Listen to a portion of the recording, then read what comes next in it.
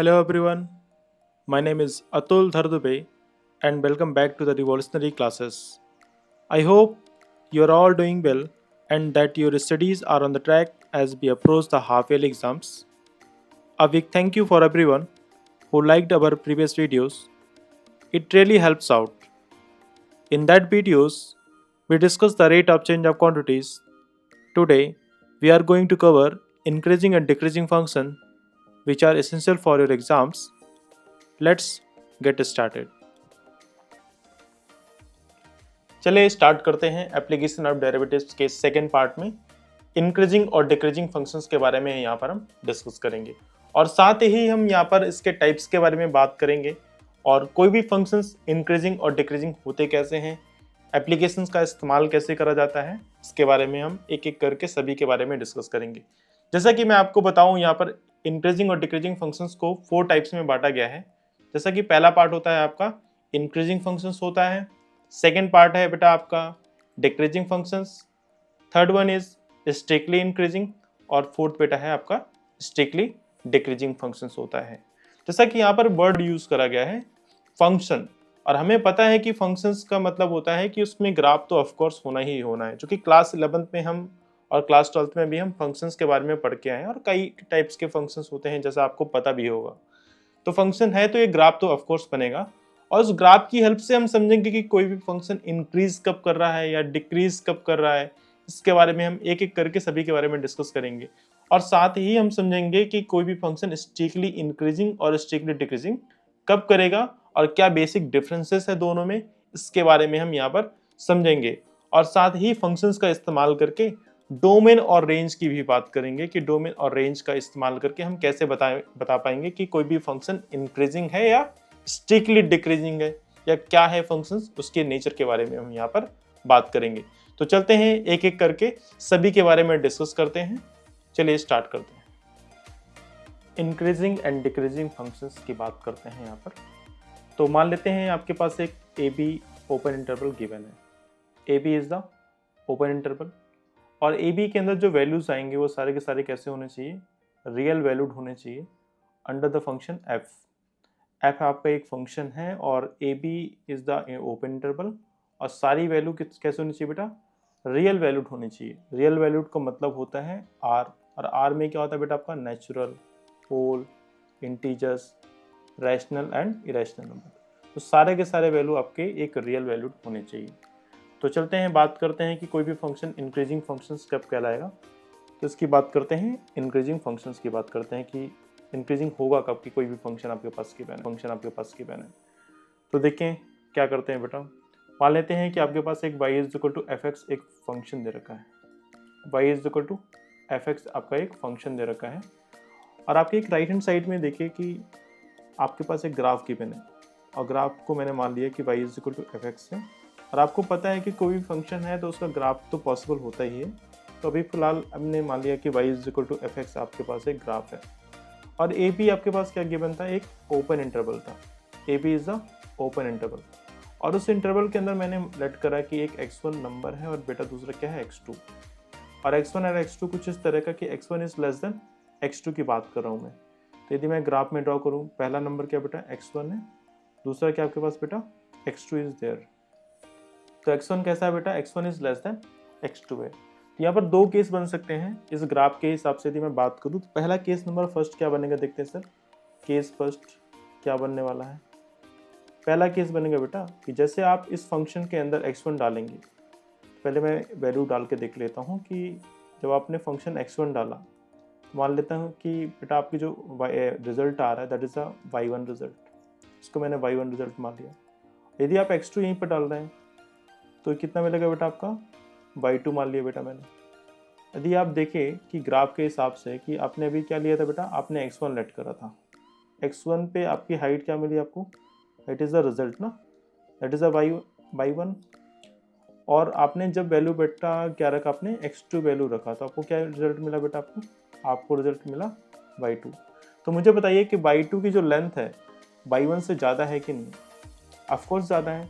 और साथ में ये भी नोटिस करिए कि x2 is greater than x1 था, x2 यहाँ पर x1 से बड़ा है और साथ में y2 भी और y1 से भी बड़ा है। हाइट की बात करें फिलहाल y1 y2, this is the height of the curve. Curve में जो उसकी हाइट है, पिच की बात करें बेटा यहाँ पर, तो आपने देखा कि जब आपने क्या डाला बेटा x1 is less than x2 रखा, तो आपको जो रिजल्ट आ रहा है वो कुछ इस तरह का y1 is less than y2 के फॉर्मेट का रहा है। तो जैसा आपने फंक्शन रखा वैसे ही सेम नेचर का आ रहा है। पहला केस तो आपके पास ये बना। अब सेकंड केस की बात करते हैं कि सेकंड केस क्या बन सकता है यहाँ पर, इसी कर्व को ध्यान में रखते हुए कि सेकंड केस है बेटा क्या है। देखिए मान लेते हैं केस नंबर सेकंड है। सेकंड केस में आपके पास बेटा आपके पास जो कर्व है कुछ बीच का हिस्सा कर्व है बेटा। एक मान लेते हैं ये x1 है और दूसरा क्या बेटा x2 है। तो देखिए आपकी जो हाइट है सेम सेम मिल रही है। तो आपने रखा क्या, आपने लिया बेटा कि x1 is less than x2 आपने लिया, लेकिन आपको जो रिजल्ट मिल रहा है वो y1 और y2 के सेम मिल रहा है। तो मैं बोल सकता हूँ दूसरे तरीके से कि fx1 is equal to fx2 के सेम लेंथ का मिल रहा है। तो यहाँ पर दो केस बन रहे हैं। पहला केस क्या बन रहा है आपके पास, पहला केस है कि x1 x2 लेने पे आपको y1 is less than y2 मिले, और सेकंड केस बेटा है आपका कि जब आपने x1 x2 लिया लेकिन आपको रिजल्ट भी क्या मिले, x1 is less than x2 लिया लेकिन रिजल्ट क्या मिला आपके पास बेटा, fx1 is equal to fx2 मिले। तो आप बोल सकते हैं जब कभी भी ऐसा कुछ आपके पास रिजल्ट हो तो बोलेंगे जो फंक्शन आपका कहलाएगा वो फंक्शन क्या कहलाएगा बेटा, वो ऑलवेज इंक्रीजिंग फंक्शन कहलाएगा। तो इसको मैं शॉर्ट वे में लिखूं कि आप लेंगे कि x1 is less than x2 है आपके पास, तो जो आपका रिजल्ट निकले कैसा, कुछ fx1 less than equal to fx2, या तो इक्वल निकले या तो लेस देन निकले, तो ऐसे फंक्शन को बोलते हैं कि the function is strictly, word use नहीं करना, आपको ध्यान रखना इस बात के लिए, क्या करना है आपको, इंक्रीजिंग वर्ड यूज करना है। आपने वैल्यू छोटी रखी तो आंसर क्या मिला, छोटा मिला, और वैल्यू बड़ी रखी तो क्या मिला बेटा, आपका वैल्यू बड़ा मिला। और साथ में आपने भी नोटिस करा सेकंड केस में कि वैल्यू सेम भी मिल रही है। दोनों केस ऐसे होते हैं तो ऐसे फंक्शन को बोलते हैं इंक्रीजिंग फंक्शन बोलते हैं। अब चलते हैं आगे, ऐसे ही स्ट्रिक्टली इंक्रीजिंग के बारे में बात करते हैं सर। स्ट्रिक्टली इंक्रीजिंग फंक्शंस, मान लेते हैं कि आपके पास एक y is equal to F X एक फंक्शन है और इसका ग्राफ आपके पास राइट हैंड साइड पे गिवन है कि y is equal to F X का कुछ इस तरह का दे रखा है। तो एक ओपन इंटरवल है आपके पास बेटा, A B is the open interval, जहाँ पर हमने दो वैल्यू लेट करी है, एक x1 है और x2 दो वैल्यू है, और इसको ग्राफ में ड्रॉ करते हैं हम। एक x1 वैल्यू है देखिए, और दूसरी वैल्यू क्या है बेटा, x2 आपके पास गिवन है। यदि ग्राफ के हिसाब से हम देखें एक्स एक्सिस में तो x1 इज लेस देन कैसा है, यहाँ पर x2 गिवन है। x1 और x2 are the domain for the function of x। तो हम यहाँ पर वैल्यूज पुट करते हैं फंक्शंस के अंदर x1, तो मुझे मिल रहा है कि y1 is equal to fx1 मुझे गेट हो रहा है यहाँ पर। और सिमिलरली मैंने जब x2 वैल्यू डोमेन, यहाँ पर एक डोमेन जो अपने पास गिवन x2 है और फंक्शन में मैंने पुट करी, तो मुझे मिला बेटा y2 is equal to fx2 मिला। और यहाँ पर आप देखिए कि y1 और y2 है क्या, y1 and y2 are the length on the y axis. जब आपने x1 रखा तो आपको क्या मिला, y1, और जब आपने x2 पुट करा तो आपको लेंथ क्या मिली, y2 लेंथ पुट मिली। तो कहने का मतलब ये है कि जब आपने वैल्यू छोटी रखी, तो जब आपने वैल्यू यहाँ पर x1 छोटी रखी है तो आपको मिली है y1 छोटा मिला है लेंथ के हिसाब से, और x2 जो है इंक्रीज करा x1 की अपेक्षा, तो y2 भी आपकी बड़ी मिली है y1 की अपेक्षा।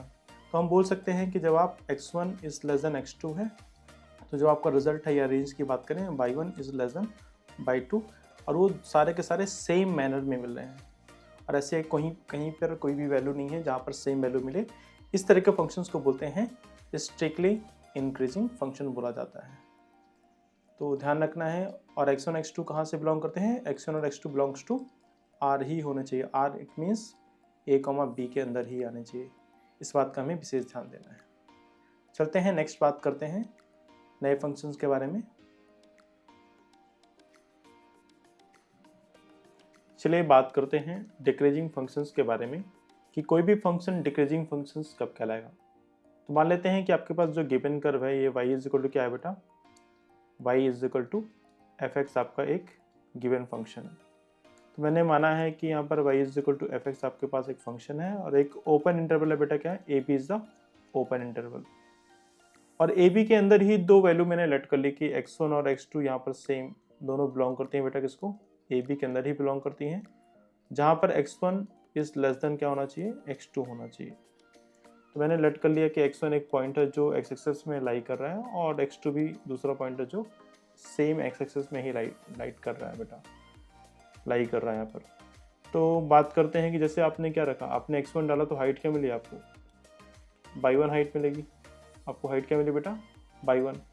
और जैसे ही आपने बेटा क्या करा, आपने बेटा रखा x2, तो हाइट क्या मिलेगी आपको, हाइट आपको मिलेगी y2 हाइट मिलेगी। तो देखिए सर, आपने x2 रखा तो हाइट क्या मिली, y2 हाइट मिल गई। तो इस तरह के फंक्शंस को बोलते हैं कि जैसे आपने x1 छोटा रखा है तो वैल्यू क्या मिल रही है, बड़ी मिल रही है, तो y1 is greater than y2। कुछ ऐसा भी केस होगा कि जहाँ पर आपने वैल्यू तो डिफरेंट रखी है कि x1 is less than x2 है, लेकिन रिजल्ट कैसा मिल रहा है बेटा, सेम रिजल्ट मिला। ये तो केस नंबर फर्स्ट की बात करते हैं हम। केस क्या था बेटा, ये फर्स्ट केस था। और केस सेकंड क्या है बेटा आपके पास, केस सेकंड है जब आपने x1 is less than x2 रखा है, लेकिन जो रिजल्ट मिल रहा है क्या मिला, y1 is equal to y2 का केस मिल रहा है। तो इस तरह के फंक्शंस को बोलते हैं डिक्रीजिंग फंक्शन। तो आप ओवरऑल रिजल्ट बोल सकते हैं कि आप x1 is less than x2 late करते हैं, लेकिन जो रिजल्ट मिल रहा है वो y1 is greater than y2 के इक्वल मिले। तो इस तरह के फंक्शंस को बोलेंगे हम डिक्रीजिंग फंक्शंस बोलेंगे। यहाँ पर सेम दूसरा आपके पास फोर्थ फंक्शन है, उसका नेम है क्या बेटा, डिक्रीजिंग फंक्शन। डिक्रीजिंग नहीं, स्ट्रिक्टली डिक्रीजिंग की बात करेंगे बेटा। यहाँ पर क्या है, स्ट्रिक्टली डिक्रीजिंग फंक्शंस की बात करेंगे सर। स्ट्रिक्टली डिक्रीजिंग फंक्शंस क्या होते हैं, बात करते हैं कि आप इस ग्राफ को देख के बता सकते हैं कि आपने दो वैल्यूज ली, एक x1 वैल्यूज लिया बेटा और दूसरे के लिए बेटा x2 वैल्यूज ली। तो x1 पे हाइट क्या मिल रही है, ज़्यादा मिल रही है, x2 पे हाइट क्या मिल रही है, छोटी मिल रही है। तो मतलब कि बाई 2 यहाँ पर क्या था, आपने यहाँ पर लट करा कि x1 is less than x2 है, लेकिन जो रिजल्ट आपको मिल रहा था जस्ट अपोजिट मिल रहा था।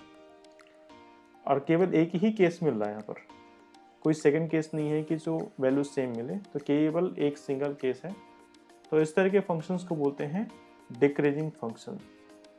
अब एक और चौथा मतलब कि एक डिफरेंट टाइप का भी फंक्शन बोल सकते हैं कि आपके क्वेश्चन में आ सकते हैं, और वो क्या है बेटा, देखते हैं, इसके बारे में बात करते हैं। जैसा कि आप इस कर्व को देख रहे हैं कि y is equal to F X का दे रखा है। पहले वाले कर्व में आपने नोटिस करा था कि या तो इंक्रीजिंग हो रहा था या तो कर्व आपका बढ़ रहा है या तो घट रहा है। लेकिन यहाँ पर क्या हो रहा है, पहले कर्व आपको इंक्रीज करा, फिर क्या हो रहा है बेटा, फिर डिक्रीज कर रहा है, फिर इंक्रीज कर रहा है। तो अब इस टाइम में आप क्या बोलेंगे कि फंक्शन बढ़ रहा है कि घट रहा है।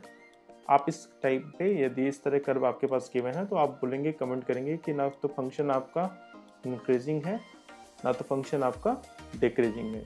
इस बात के लिए ध्यान रखना है कि जब फंक्शन में एक साथ इंक्रीजिंग भी देखने को मिले और एक साथ डिक्रीजिंग भी देखने को मिले, तो इस तरह फंक्शंस को बोलते हैं ना तो वह फंक्शन इंक्रीजिंग है ना तो फंक्शन डिक्रीजिंग है। तो देखते हैं आगे कि कैसे फंक्शन को और दूसरे तरीके से समझ सकते हैं।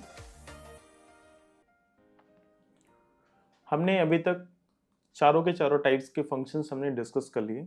पहला हमने डिस्कस करा कि इंक्रीजिंग फंक्शन डिस्कस कर लिया, डिक्रीजिंग भी करा, स्ट्रिक्टली इंक्रीजिंग और स्ट्रिक्टली डिक्रीजिंग के बारे में हमने डिस्कस कर लिया, और साथ में उसका हमने कर्व भी डिस्कस करा।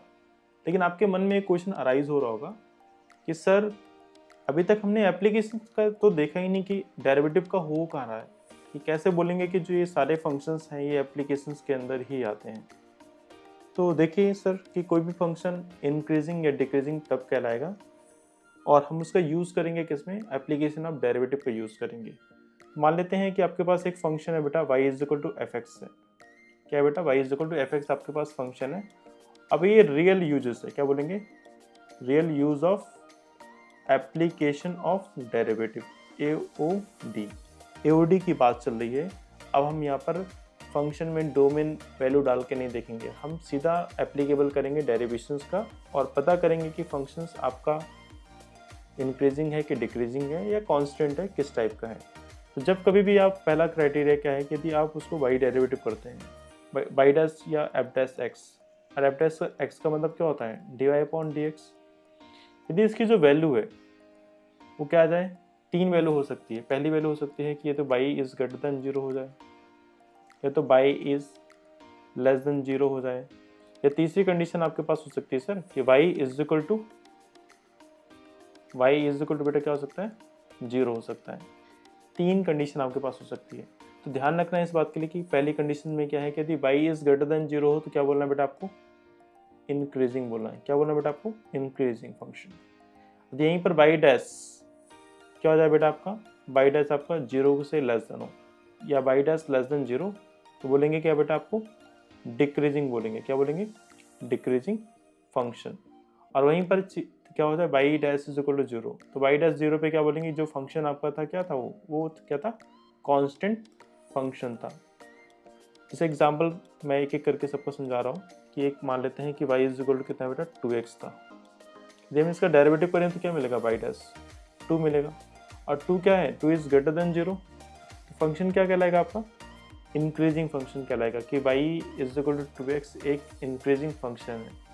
तो y is equal to 2x एक इंक्रीजिंग है। अब एक बात करते हैं डिक्रीजिंग फंक्शन की बात करते हैं कि मान लेते हैं y इज इक्वल टू कितना आपके पास दे रखा है, -2x। अब इसका डेरिवेटिव करते हैं सर, तो y डैश कितना है बताइए, y डैश करने पे -2 मिलेगा और ये लेस देन 0 है। और आप मैंने अभी बताया कि जब कोई फंक्शन लेस देन 0 हो तो उसे बोलते हैं डिक्रीजिंग फंक्शन बात करते हैं या बोलते हैं उसे। और तीसरा केस आपके पास है बेटा कि y इज इक्वल टू मान लेते हैं 5। अब y इज इक्वल टू 5 एक कांस्टेंट फंक्शन है और किसी भी कांस्टेंट का आप डेरिवेटिव करते हैं तो क्या मिलता है, 0। उस टाइम में आप बोल सकते हैं ना तो फंक्शन आपका इंक्रीजिंग है ना तो डिक्रीजिंग है, फंक्शन केवल और केवल कांस्टेंट है और एक सेम वैल्यू दे रहा है आपका, ठीक है। तो अब हम आगे क्वेश्चन के हेल्प से समझेंगे कि कोई भी फंक्शन कैसे डिफाइन कर सकते हैं कि इंक्रीजिंग है या डिक्रीजिंग है, स्ट्रिक्टली की बात करेंगे या स्ट्रिक्टली डिक्रीजिंग की बात करेंगे। तो किस तरह से हम क्वेश्चन को सॉल्व करेंगे तो आगे देखते हैं इसके बारे में, ठीक है। स्टार्ट करते हैं एक एक क्वेश्चंस करके, तो बने रहिए वीडियो के साथ आप। चलिए स्टार्ट करते हैं प्रैक्टिस क्वेश्चन और समझते हैं कि कोई भी फंक्शन इंक्रीजिंग है या डिक्रीजिंग, या कोई भी फंक्शन स्ट्रिक्टली इंक्रीजिंग है या स्ट्रिक्टली डिक्रीजिंग है। तो जैसा कि आपके स्क्रीन के सामने पहला क्वेश्चन विजुअल है कि हमें शो करना है एक f(x) एक फंक्शन है और f(x) कितना है बेटा 2x - 3 है और वो फंक्शन कैसा है, स्ट्रिक्टली इंक्रीजिंग है ऑन r। इट मीन्स कि x की जो वैल्यू आप डालेंगे बेटा r, रियल नंबर डालेंगे, ध्यान रखिएगा इस बात के लिए। तो मैं इसको दो तरीके से आपको समझाऊंगा कि ये फंक्शन आपका स्ट्रिक्टली इंक्रीजिंग कैसे है, और हमने डिस्कस भी करा है, ये दोनों मेथड डिस्कस करे हैं। एक तो मैंने डिस्कस करा है लास्ट में कि एप्लीकेशन ऑफ डेरिवेटिव का यूज़ करना है या डेरिवेशंस करके आप बता सकते हैं कि फंक्शन आपका स्ट्रिक्टली इंक्रीजिंग है या डिक्रीजिंग। और सेकंड बेटा आपको बताना है क्या, आपको बताना है कि फंक्शन का यूज़ करके कि डोमेन डालेंगे और उसके हिसाब से बताएंगे कि फंक्शन स्ट्रिक्टली है कि क्या है, जो भी है देखेंगे इसके बारे में। तो स्टार्ट करते हैं सर। फर्स्ट मेथड फर्स्ट है आपकी। मेथड फर्स्ट में पहला पॉइंट है बेटा आपके पास कि लेट करिए आप कि let x1 and x2 be any two real number. मान लिया कि आपने x1 और x2 दो नंबर रियल नंबर लेट कर रहे हैं, टू रियल नंबर, दो रियल नंबर है। कुछ इस तरह का है जो कि x1 और x2 किसको बिलोंग करते हैं बेटा, x1 and x2 belongs to r, real number को बिलोंग करते हैं। और कुछ इस तरह का कि x1 is less than x2। अब आपने फंक्शन में याद होगा क्लास 11th में आपने बनाए भी होंगे कि यदि मुझे कुछ इस तरह का बनाना है, 2x - 3 बनाना है मुझे, और this is the inequality, x1 - x2 है। तो मैं क्या करूँगा कि मुझे इनइक्वालिटी के फॉर्म में बनाना है, तो मैं करूँगा सबसे पहले कि बोथ साइड मल्टीप्लाई किससे करूँगा बेटा, 2 से मल्टीप्लाई करूँगा। जब मैं 2 से मल्टीप्लाई करूँगा बोथ साइड, तो 2x1 - 2x2, 2x1 - 2x2। फिर मुझे क्या करना है बेटा, 3 का सब्ट्रैक्ट, मतलब 3 सब्ट्रैक्ट करना है बोथ साइड। तो मैं क्या करूँगा बेटा, 2x1 - 3 लेस देन 2x2 - 3। और ये क्या है बेटा लेफ्ट हैंड साइड में, दिस इज द f(x1), ये क्या है बेटा आपका f(x1) है। और क्या मिला आपको, f(x2). तो आपने क्या लिया था, आपने लिया था बेटा x1 is less than x2 और आपका रिजल्ट क्या आ रहा है, f(x1) is less than f(x2). तो ऐसे फंक्शन को क्या बोलते हैं, हमने डिस्कस भी करा था बेटा, स्ट्रिक्टली क्या बोलेंगे, स्ट्रिक्टली इंक्रीजिंग फंक्शन बोलेंगे, ध्यान रखिएगा इस बात। अब चलते हैं मेथड नंबर सेकंड, बात करते हैं इसी क्वेश्चन को दूसरे तरीके से समझते हैं कि आपके पास फंक्शन क्या था, y इज इक्वल टू बेटा कितना है 2x - 3। हमेशा याद रखना है कि मोस्ट ऑफ द टाइम कि आपको एप्लीकेशन ऑफ डेरिवेटिव का ही इस्तेमाल करना है। और ऐसा नहीं है कि आप इसका इस्तेमाल नहीं करते, मेथड फर्स्ट का इस्तेमाल नहीं कर सकते हैं, लेकिन हम क्या पढ़ रहे हैं एप्लीकेशन ऑफ डेरिवेटिव्स, तो मोस्टली आपको प्रायोरिटी पहले एप्लीकेशंस का ही यूज़ करना है। तो क्या करेंगे देखिए सर, बोथ साइड डेरिवेशन कर देंगे, both side derivation with respect to बेटा किससे, एक्स के रिस्पेक्ट में हम डेरिवेशंस कर देंगे। तो क्या बनेगा देखिए, वाई डैश क्या है देखिए, D Y upon D X 2x minus 3, और 2x का कितना आता है बेटा 2, और 3 का कितना आएगा 0, तो वाई डैश कितना आ गया आपका 2। और मुझे बताइए कि वाई डैश ग्रेटर देन है कि लेस देन है। ऑफकोर्स यहाँ पर 2 इज़ ग्रेटर देन 0, तो बोलेंगे क्या कि फंक्शन आपका स्ट्रिक्टली इंक्रीजिंग फंक्शन है, याद रखिएगा स्ट्रिक्टली इंक्रीजिंग फंक्शन। जब कभी भी फंक्शन, मैंने आपको रिकॉल आपको मैं करा दूं कि जब कभी भी function by dash greater than 0 हो तो बोलेंगे स्ट्रिक्टली इंक्रीजिंग है, और बाई डैश यदि यहीं पर क्या हो लेस देन 0 तो क्या बोलेंगे स्ट्रिक्टली डिक्रीजिंग है, और बाई डैश यदि 0 हो जाए तो क्या बोलेंगे सर, बोलेंगे कि कॉमन है, या कॉमन बोल सकते हैं, या बोल सकते हैं आप कांस्टेंट फंक्शन भी बोल सकते हैं आप इसे, क्या बोल सकते हैं कांस्टेंट फंक्शन। तो ध्यान रखिएगा कि क्वेश्चन आपको एप्लीकेशन का इस्तेमाल करके ही सॉल्व करना है, ठीक है।